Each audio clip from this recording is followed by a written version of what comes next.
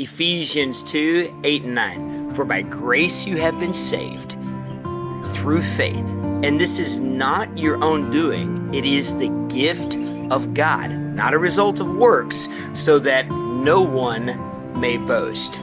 You know, there's a lot of talk about this cooperation between faith and works, and though something we do is necessary to achieve or to earn salvation. The fact is this, and Paul talks about it very explicitly in more than one place, but the gift of God, first off, look at that gift.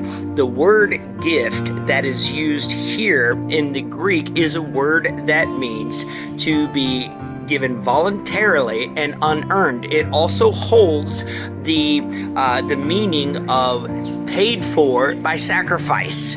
Okay, paid for by sacrifice. So this gift that is given to us is nothing that can be initiated or earned by human effort, but received because someone else paid the price through sacrifice so that we might then receive it.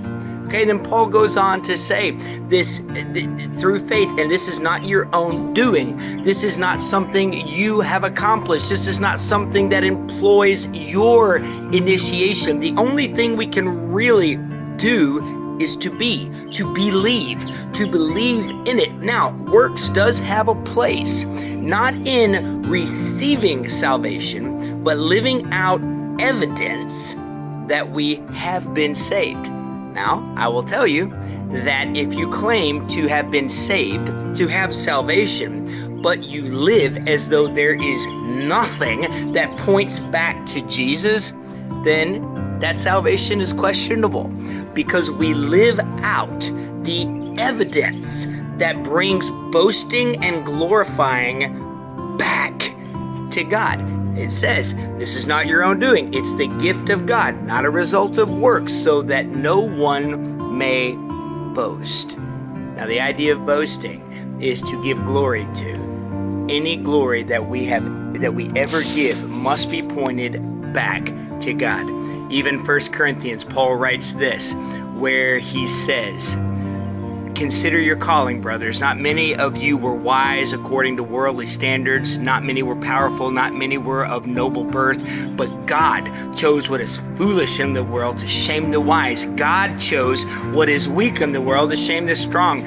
God chose what is low and despised in the world, even things that are not, to bring to nothing things that are, so that no human being might boast in the presence of God. And because of him, you are in Christ Jesus, who became to us wisdom from God, righteousness and sanctification and redemption, so that, as it is written, let the one who boasts boast in the Lord.